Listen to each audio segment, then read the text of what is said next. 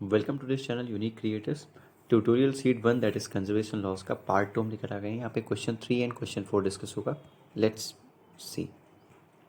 सो हमारा क्वेश्चन है यहाँ पे, prove that as a result of an elastic collision. Elastic collision क्या मतलब क्या होता है? एनर्जी कंजर्व्ड होती है, ओके, एंड कोलिजन में मोमेंटम ऑलरेडी कंजर्व्ड होता है। So prove that as a result of an elastic collision of two particles under non-relativistic regime. Relativistic regime मतलब कि अगर 10⁶ से किलोमीटर पर सेकेंड से मीटर पर सेकेंड से ज़्यादा है स्पीड, तो वो रिलेटिविस्टिक regime हो जाती है, ओके। विद इक्वल मासेस, यहाँ पे मासेस इक्वल है, the scattering angle will be 90 degree. Illustrate your answer with a vector diagram. ये इलस्ट्रेट करना है वेक्टर डायग्राम के सहारे। 5 नंबर का ही क्वेश्चन है, ज़्यादा आपको करना है नहीं यहाँ पे, बट मैं आपको पूरा डेरिवेशन यहाँ पे दूंगा, फिर से एक बार शो कर दूंगा। ज़्यादा एक्सप्लेन नहीं करूँगा, बट जितना हो सकता है उतना करूँगा, क्योंकि लेक्चर में पूरी तरीके से डिस्कस किया था मैंने। And theta plus five equal to 90 degree, angle of recoil and angle of scattering का सम 90 डिग्री हो जाता है अगर m1 इक्वल टू m2 होता है। मैं शो कर चुका हूँ, ओके। सो लेट्स सी।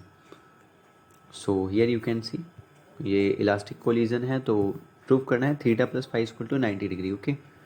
तो लैप फ्रेम में हम लेते थे, तो बिफोर कोलिजन कुछ ऐसा सिनेरियो होता है, u2 0, u1 m1 u1 velocity से आ रहा है, m2 u2 0 पे खड़ा हुआ है। m2 काफ़ी बड़ा मैंने मान लिया था, ये स्टैंडर्ड डेरिवेशन है जो हम पहले करते हैं, okay. Then m1 equal to m2 put कर देते हैं। ये आफ्टर कोलिजन था, v1 और ये v2, ये रिकॉयल और ये स्कैटरिंग एंगल, ओके। सो मोमेंटम कंजर्व होता है, तो मोमेंटम कंजर्व होता है, वहाँ से हमारी एक रिलेशन आती है, यूसीएम हम वीसीएम के इक्वल प्रूव कर देते हैं। पता होगा आपको u i dash equal to u i minus UCM होता है, ये आपको रिजल्ट याद करके रखना है, पता ही, okay. Centre of mass frame की बात करेंगे तो बिफोर कोलिजन कुछ ऐसा सिनेरियो होता है, यूसीएम जो होता है वो 0 पे रहता है, एंड u1 डैश इस साइड से आ रहा है, u2 डैश अदर साइड से। आफ्टर जो होता है v1 डैश, ये v2 डैश और वीसीएम वहीं पे रहेगा।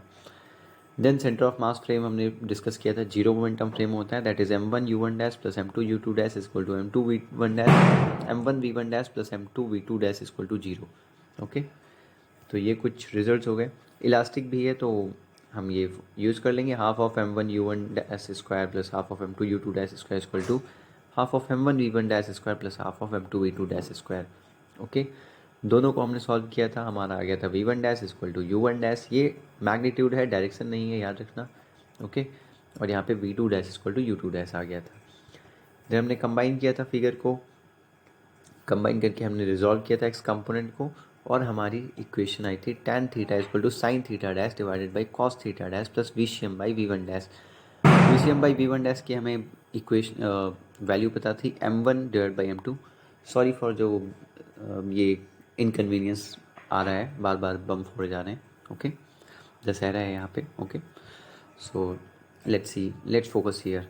सो ये tan थीटा की वैल्यू आ गई थी, अगर m1 इक्वल टू m2 है जो कि हमें गिवन है यहाँ पे, तो हमने सॉल्व किया था और ये आ गया था हमारा theta equal to theta dash by 2, understood. Similarly other part हमने लोअर पार्ट जब रिजॉल्व किया, तो वहाँ से tan phi equal to sine theta dash divide by V C M by V two dash minus cos theta dash आ गया था। Solve करने पे phi is equal to pi minus theta dash by 2 आ जाता है, जिसे pi by 2 minus theta dash by 2, theta dash by 2 को हम लिख सकते हैं थीटा। सो 5 प्लस थीटा हमारा आ गया पाई बाई 2। ये ऐसे प्रूव करना है, वेरी सिंपल, मैं डिस्कस कर चुका था पहले, ये पूरी तरीके से डिस्कस्ड है लेक्चर्स में। सो यहाँ पे मैंने बस एक समरी बता दी आपको, okay. So let's move on the next question. Next question है, discuss the problem of scattering of charge particle by a Coulomb field, hence obtain an expression for Rutherford scattering cross section. What is the importance of above expression? So Rutherford scattering cross section, ये 25 marks का question है, 2014 में पूछा गया था, last question 5 marks का था, 2013 में पूछा गया था, okay. So discuss the problem of scattering of charge particle by a Coulomb field, simply Rutherford scattering की बात कर रहे हैं, तो हम अब देखेंगे, अपना क्वेश्चन सॉल्व करेंगे और ऑब्टेन करना expression Rutherford scattering cross section का, and what is the importance क्या है इस एक्सप्रेशन की, लेट्स सी। सो ये रहा हमारा क्वेश्चन, स्कैटरिंग क्रॉस सेक्शन वही हमें निकालना है, तो सिंपल था। पहले हम देखे थे कि number of particles between B and B minus D B कितने होते हैं, तो यहाँ पे ये माइनस साइन होता है, मैंने जानबूझ के नहीं लगाया क्योंकि मैं आपको फिर से दिखा सकूँ यहाँ पे कैसे माइनस आता है, क्योंकि क्या है यहाँ पे जो B and B minus D B, यहाँ पे इसकी वैल्यू डिक्रीज कर रहे हैं, इसलिए माइनस साइन आ गया। Okay, theta and theta plus D theta, theta की वैल्यू हमने इंक्रीज़ की है, इसलिए जो डी एन उसमें से लेंगे वो हमारा इंक्रीज़ होता है, तो वहाँ पे पॉजिटिव साइन रहेगा। ओके, एंड ये आ गया minus I 2 pi B into D B, और ये आ गया I sigma theta equal to 2 pi sine theta D theta.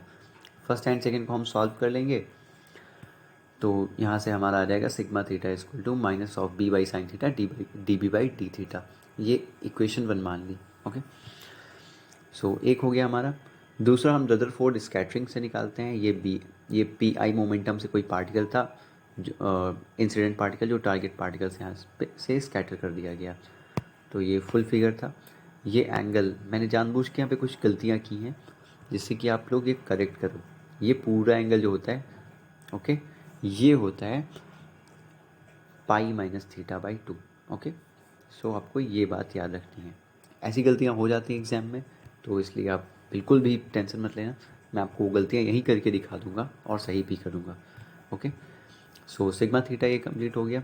हम ये फिगर रिजॉल्व करते थे। ओके, आपको पता होगा फिगर रिजॉल्व करने से हमारा जो, उसके बाद हम साइन रूल लगाते थे, तो वहाँ से P F minus P I, मतलब कि जो चेंज इन मोमेंटम है वो हमें मिल जाता था। यहाँ से हम थीटा को फाई को प्रूव करते थे पाई minus theta by 2। Okay, congruent दिखा के देन एंगुलर मोमेंटम कंजर्व होता है, वहाँ से हमारा यहाँ पे D T by D phi आ जाता था M R square by P I B. So elastic collision की वजह से एनर्जी कंजर्व, तो P I square equal to P F square आ जाता था। हम F dot D T equal to D P formula लगा के ये सारी वैल्यूज पुट करके लास्ट में हमारा क्या आया था formula, B equal to K by 2 E alpha cot theta by 2। Okay, यहाँ पे के था Z1 Z2 E square by 4 pi epsilon naught. So ये आ गई बी की वैल्यू, और हमने पहले निकाला था सिग्मा थीटा, जहाँ पे सिग्मा थीटा और बी में रिलेशन था, और हमें बी की वैल्यू भी मिल गई। पुट कर दिया हमने, sigma theta equal to K square by 16 E alpha square आ गया, और हमें ये वैल्यू रदरफोर्ड स्कैटरिंग का जो फॉर्मूला है ये हमें मिल गया। Okay, Rutherford scattering cross section ये रहा Rutherford scattering cross section. Okay, ये डिफरेंशियल है, बट मेनली डिफरेंशियल ही निकालते हैं। अभी स्कैटरिंग क्रॉस सेक्शन जो मेन है वो भी निकालेंगे। सिग्मा थीटा और थीटा के बीच में ये रिलेशनशिप होती है।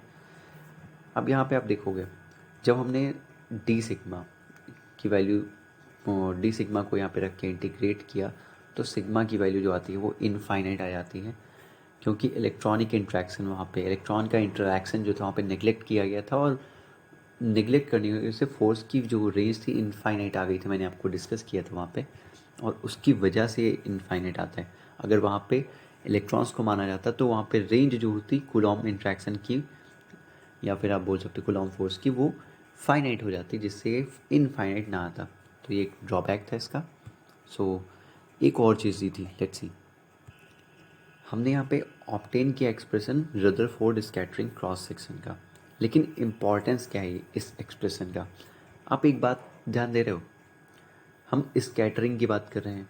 ओके, रिजल्ट्स हम कोलिजन के यूज़ कर रहे हैं। ये दोनों चीज़ें सेम है या डिफरेंट?